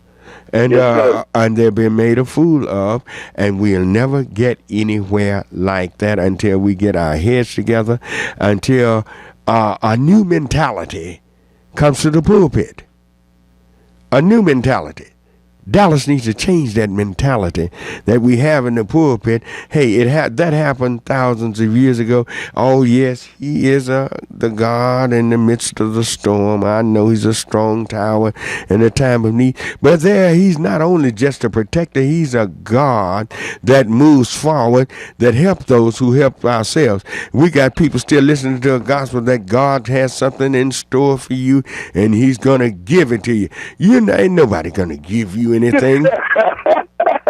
You may not get all you work for in life, but everything you will get, you're going to work for it. And stop all of this foolishness that's going on. This is utterly insane, ridiculous. sitting back waiting on somebody to give you something. I would love for you to spearhead something because I'm gonna get behind you just like that picnic you had. I wish you would have more of it. I wish you would. I wish that people like myself could put some funds behind you and get you, to spearhead us in a direction where we're not asleep and waiting on somebody else to do something for us. Because right now, Pastor, we're lost. Yeah. And I'm just speaking for me because I call you because I appreciate you. But sir, I don't even know where to start. I really don't know what to do and how I could help you do better than what you could help me, sir. Start with yourself. Start with the man in the mirror. Improving yourself, changing your thought patterns, and begin to realize that we have a great God on our side, and we can move forward, but we can't use him as some kind of pimp, some hustler, some sugar daddy. He will help us when we begin to step forward to help ourselves. All right, thank you for your call and comment. Thank you, sir. All right, 972-647-1893 is the number to call. 972-647-1893. Let's go to line 3 and say good morning to Dennis. All righty. Good morning, Dennis. Hello, Rev Barnett. This is Dennis Shaw. I'm the guy who served 25 and a half years in prison. I spoke with you a little while back ago. Which prison are you in? I said, I'm the guy who served 25 and a half years in prison. I spoke with you maybe over a month ago about my incarceration, right? And, which prison are you in? See, I get several letters from prison. I'm not in prison. I'm in Dallas, Texas, right? Oh, you served 25 years in Dallas? No, I served 25 years in the TDC, the Texas Department of Criminal Justice, that's down there in Huntsville, right? I got out of prison August 17th. You served. Okay, all right, thank you. Right, okay. But this is what, now, check it out. My parole officer, right, she got with my landlord over here off of Bunny View in Illinois. They let me move into this apartment yesterday, right, without me paying any kind of rent, right? Mm-hmm. But they told me when I get my income, when I get my check on May the 1st, I'll have to pay $500 a month. Plus I have to pay $20 deposit, and plus I got to pay a light bill, which is going to be like about $165, right? So it's been a long time since I had my own apartment. The last time I had my own apartment, it might have been like 1983. But I have everything in my apartment. I don't have no living room set. I don't have no food, right? But I'm gonna believe God to help me get my living room set, right, and something to eat. I'm a strong survivor because I have great faith in God. I believe that God He gonna take care of this situation for me. Like do you have a job? He allowed me to move in this apartment without paying no rent. Do you have a job? No, I get an income every month. I get $710 income every month. That's how I might struggle a little bit. And you say your rent is $500? Yeah, I pay a $20 deposit, right? She actually showed me $100 deposit. She told me I can pay $20 every month until I can just break even with like that. And plus, I pay a light bill. My light bill is like $33 a month. But my first light bill was $165. But I may have to go to some kind of organization and I take my bill and they'll pay my light bill. The deposit light bill. Are you in search of a job? No, I'm not in search of a job, but because I get an income every month. I get a Social Security check every month. But what I'm saying is that check is not going to go very far. You said $700 some dollars a month. That's not going in. That's not going anywhere because after you pay your rent, most of that is gone. Right. So what are you going to do to subsidize your living? But I do have, a few people trying to help me out to get my apartment. I mean, what are you going to do? Are you incapacitated where you can't work? Right. You can't hold a job? I take I take medication for pain, arthritis, and all kind of stuff. I'm gonna try to find me a part-time job if I can, right? But a lot of time I'll be in a lot of pain and stuff in my body, and stuff, right? And so the doctor got me on my blood pressure feels so high. A lot of times I take blood pressure pill 3 times a day, right? Mm-hmm. And so I'm really not able to work. But if I can find me a part-time job, I do it so I can be able to pay these bills. So you are willing to work, right? All right. I tell you what, y'all would y'all put him on hold, and we see can we help him find a job. And Greg, if you're still listening, fax that over to my office. Fax that job line packet over to my office, please. Greg Barber, if you're still listening. All right. I tell you what, we're up against a short break, and we'll be back in just one moment. Ladies and gentlemen, AM Law Group presents a blues legend in a historic venue. This is Greg Smith here to tell you about Bobby Rush at the Sons of Herman Hall on Saturday, April the 27th. That's right, I'll be hosting a legend live and up close in this intimate venue. Get your tickets now and don't miss out and see a complete Bobby Rush show. Joining Bobby Rush will be Little Jimmy and his feedback band. Fort Worth party people will have a free Bobby Rush party bus leaving from the Silver Eagle bus station. More information is at knon.org. And if the Grammy-nominated Bobby Rush wasn't enough, we'll have a free dinner from Daddy Jack's Fort Worth and South Lake locations. Get your tickets now at knon.org. Bill's Records, Forever Young Records, and Comp Cleaners in Fort Worth. This is a KNON Blues benefit. Bobby Rush and Little Jimmy and his Feedback Band. April the 27th at the Sons of Herman Hall, 3414 Am Street in Dallas. Presented by AM Law Group and sponsored in part by Top Dollar Tax Service, Silver Eagle Bus Charter, and Daddy Jack's.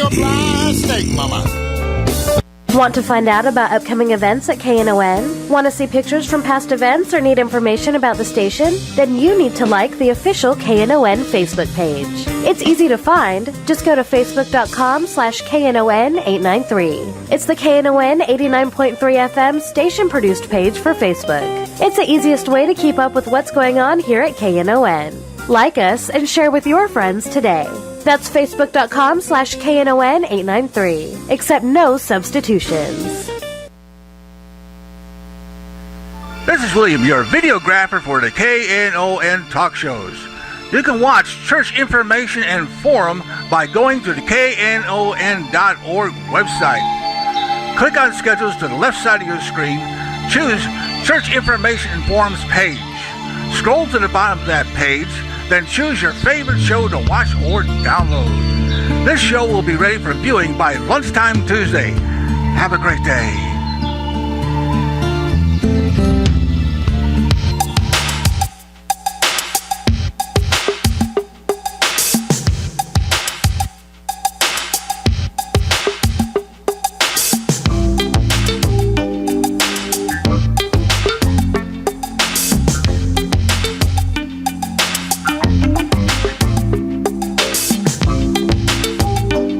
All right, we're back on Church Information and Open Forum. I'm Marion Barnett, your host. Doc and Clint is producing. Thank you, James. Thank you, James Smith. Thank you, sir, for your tax-deductible pledge. Thank you, James. Thank you. All righty. And you can call yours in at 972-647-1893. Please call it in. Please call it in, and we'll be all right. We're fine. Thank you. Think of all. I have the best listening audience. I have the best audience in America. Talk show hosts all over Dallas. They say I have the smartest audience. I have a very intelligent audience, and I have a loyal audience, a great audience, and it's thank God, it's a large audience. I have a very large audience, and we thank God for you. And it shows that people are interested, but we got to get people. I got to get my audience so fired up that they will fire somebody else up. Everybody start firing other people up to do something in our community. All right, 972-647-1893. 972-647-1893. Let's go to line 4 and say good morning to Randy. All righty, good morning, Randy. Good morning, Brother Barnett. Fine, how are you this morning? I'm doing great. It looks like it's going to be a beautiful day in Texas. Isn't that wonderful? That's just great. Mm-hmm. Hey, my girlfriend says she thinks we got a couch that gentleman can use. If, you're getting his name and everything, yeah, right? Yeah, okay. that's what I want. Did y'all get Y'all got his info? Did y'all get his number? Okay, yeah. I'll just get that from we you. got a couch for his living room there. As long as I ain't got to climb up no 3 stories to the top floor. I might need help. All right. But I'll get back up with you and get the address and all that. But reason I called was, we had a little discussion about the DISD. The woman is upset about that. I've been to a couple of DISD meetings, even though my kids don't go there because I am part of the community. Right. And I've seen probably 400 or 500 people because they were really angry about something, and they actually had to shut the meeting down and go to their little room. Yeah, I guess a safe room or whatever they want to call it. Yeah, they get away from the crowd. Get away from them. They asking too many important questions, and let's get away from them and ignore them. If we ignore them long enough, they eventually go away. Well, that's been the old Dallas tactic down through the years, and still is. That works with 400 or 500 people. Yeah. But if DISD parents, there's approximately 160,000 kids in that school district, right? Yeah, it's not as many as it used to be. It's something, but you're not that far off. It might be 140 now. I'm not sure. Okay, so I tell you what, we're gonna have to do. We're gonna have to get the one trustee that I trust on here, and that's Carla Ranger. We're gonna sit down and just talk with Miss Ranger. Let Miss Ranger talk to you. Y'all have no idea what this lady go through with. And some of those others that look like her seem like one or two at one may be trying to change now and see what she's been telling these people down through the years. So I guarantee y'all, I'm gonna bring Miss Ranger on. I'm gonna bring Carla on, and we're gonna just sit down and have a talk for a couple hours about the DISD, and you'll hear really what's truly going on downtown. Well, hopefully it will motivate the parents, because if only, 10%, that's 1 in every 10 people standing in a line, would step forward, that would be 16. You couldn't even fit them all on the whole block. No. 16,000 people. In fact, it'd be so many you'd cover Ross Avenue and all down, and maybe somebody couldn't get to work on time. And you never know what would happen. If you only took 20%, that's 1 in 20 people. I'm not saying just the black community. I'm talking the black, brown, white, it's all everybody. of them that go to DISD. If you took 1 in 20, you would have 8,000 people there. That would fill up the whole block. You know what? With 8,000 people there, they wouldn't be able to retreat in their little room. Yeah. They would have to make an action. But as long as they only bring 400 or 500 people, they get away with what they get away with. So I'm putting a challenge out to the adults that obviously care about their children's education. 1 in 20 of y'all stand up for what their children need. And here's my suggestion to Curtis. It's a lot they was talking about the media in front of their church. It's a lot easier to ask for forgiveness than it is permission.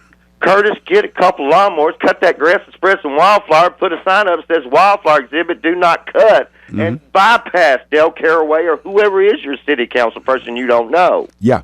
And the sad part about it, whoever that is running for re-election, that won't take care of your medium right in front of your church, and your congregation ought to be upset and tell everybody, let's not vote for the incumbent there. Whoever it is, if they won't even take care of your mediums, oh my God. Yeah, that's the second action. That's the second action. The first action is just cut the grass, plant the wildflower, put the sign up like you already got permission. Of the 4 that's been reelected, I know only one I would vote for, and he is I'm his constituent, is Dwayne. I'll vote for Dwayne. Dwayne have tried. He's done some things. None of them been perfect, but some of these people we have on our Dallas City Council is downright awful. And they'll probably win re-election. All right. Thank you. Talk to you later, brother. All right. Call me with that number. Okay, I certainly will. All right, bye-bye. Thank you. 972-647-1893 is the number to call. Thank you, Mike Morgan. Mike Morgan. Oh, man. This here. These pledges are really nice. Y'all are making some nice pledges. Thank you. 972-647-1893. Who do I have on line what? Where? Line 1, I don't have nothing on. Just bring up line 1. I don't know who it is. All right. Good morning. You're okay to win. Yeah, Rev Barnett, this is Brother James again, if it's me. Okay, okay, James. Yeah. Yes, sir. What I want to tell you right quick, because the top of the hour cut me short, is that Confederate Plaza group said they plan on putting a plaza, Confederate Veterans Plaza, in every county in Texas, and the next county they going to is Orange County, and that was an Orange County representative here that, boy, he drove those many miles and voiced his concern, but he had to head it back to Orange County, down that area there, but they plan on going there next, installing the plaza, a Confederate Veterans Plaza. Down in Orange, Texas. Yes, sir. And this guy that was there, that one of the leaders that spoke, I videoed the whole thing, and hopefully pretty soon we'll visit with you again and share with you so you can go through the video and share as much as you can. I will be having you brothers on because y'all are on top of it. You stand with it. Some people will get shaken, will be shaken because eventually they're going to hit Dallas County. Yes. We already have some of this stuff going on, but they're going to hit it. So thank you, brothers, for keeping us abreast of what's going on, okay? Yes, sir. Reverend Barnett, we really need the preacher. Mr. Isaac Wynn has been working very diligently down here trying to get these ministry alliances together. And I mean, you know, the black ones especially, and now they've been circling the wagon, but they're circling them in order to keep pastors protected and not include all the ministers in here. And it's really sad here where we are. And we got 2 black guys running for the school board here in the Palestine Independent School District, and we have some members of the NAACP that expertise, they retired, are still in the Palestinian school system. Instead of them using that expertise to help these young men, they trying to serve in other capacities that don't even match with what they have, and it's sad down here. But Mr. Wynn and I were working very diligently to do what we can and get these ministers to take their head out of the sand and quit crying about I'm called to preach. Now they've been called to get their lives together, and Mr. Wynn say, and they need to get involved with the community and be a shepherd to all the flocks, not just at the church on Sunday. Now tomorrow, Sunday here in Palestine, you're going to be stumbling over preachers, but in that funerals, you 3 or 4 of them up there like they're going to escort somebody into heaven or hell, and we can't get them to do nothing down here in the community where people really need them. It's sad down here. They won't go to city council meetings, school board meetings, or nothing else. James, that go back to the people. Yes, sir. These people call these preachers to these churches. They pay their salaries. They see about them, take care of them, pay their insurances and different things like that. These are the people, these men are the people who are the other people, the congregations, won't. So they're getting what they getting what they ask for. They're getting what they want. Well, I'm going to continue to press on Reverend I know. Barnett. Continue to buck that trend, but that's just the way it really is with our people. We are asleep at the wheel. Yes, sir. I make room for someone else. Thank you so much. All right, thank you. All right, thank you, James. All right, 972-647-1893. Let's go to the Kay on line 4. All right. Good morning, Kay. Good morning. Pastor, I was calling because I've been working at my job for 6 years, and I keep getting passed up for promotion.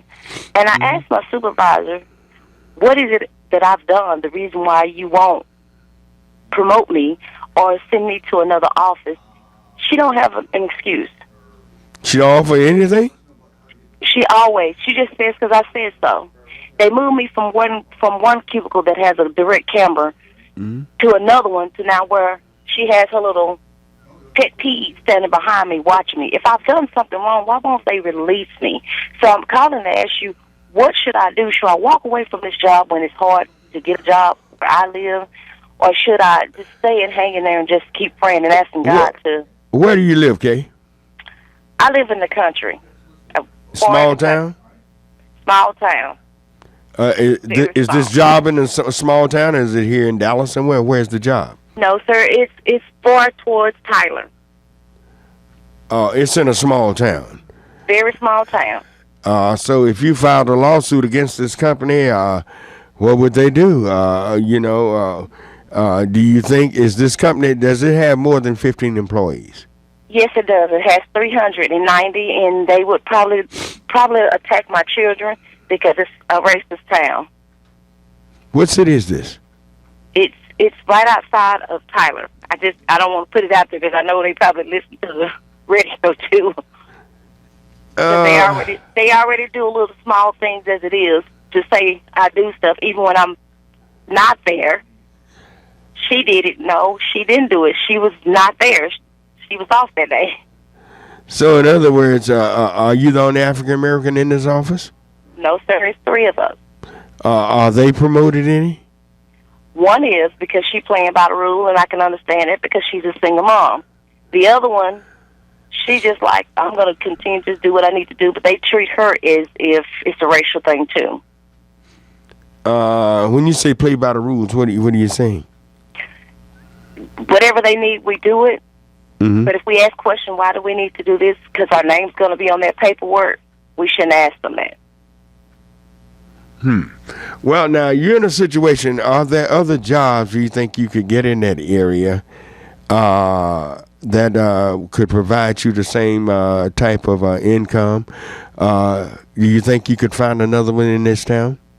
No, sir. The rest of it is fast food, Brookshire's, Davis, supermarket, stuff like that. No, sir. My kids they're teenagers. They 18. They can't even get jobs out there. Wow. Well, now, this is a tough situation. You'd have to determine whether you think it would be logical to file a discrimination suit. There's no NAACP there or any other. Well, I don't trust them, no how. But anyway, are there any other organizations there that would could help aid you in your endeavor to try to get a promotion on your job? No, sir. I tried to call HR department, and then I went to them, and I asked them what I could do. They said I can talk to the equal rights employee people, and they would send somebody from state to investigate it, but that's still not saying anything because I asked them to be moved to another office. I even asked if it's something I need to do, train me on it. Don't keep me in the same spot, hold me down. Could you go over your supervisor's head? Yes, sir, I did. I went over her head, and the same person agreed with her. And I'm like, if I've done something wrong, let me go. Without enough information, I don't know who the plant manager is. I don't know who the name of the company. I wouldn't know how to attack them. Are y'all unionized? No, it's the city. It's the city. What cities? Does cities have unions? I tell you what, it's a show coming on right after mine. Would you call this show? And they can give you more information about that situation. It seemed to be real sticky because I don't know the name of it and I don't know the town or anything. I hate to give you the wrong advice if something happened, but we got some union people coming up can give you more information. Y'all might need to get organized. But I'm completely out of time. And thank you for calling. Thank all of you for listening. I'm Marion Barnett. I'm the senior pastor of Heavenly Joy Church. We're located at Bruton and Masters right here in the KNON 89.3 FM in Dallas and Fort Worth, the voice of the people. Business owners, tell KNON's listeners about your business. You can put your business or event on KNON. KNON currently has space available to run announcements for you. Tell KNON's listeners about your goods, services, nightclub, concert, or event. Help keep the voice of the people on the air while putting your information on the air. KNON's been named the #1 radio station in Dallas by both the Dallas Observer and D Magazine. Put your business with Dallas's #1 station. Call now for more information at 214-828-9500, extension 227, or extension 233. For more information, go to KNON.org and click on the Run Spots on KNON page. It's a great way for your business to support community radio while letting more people know about you.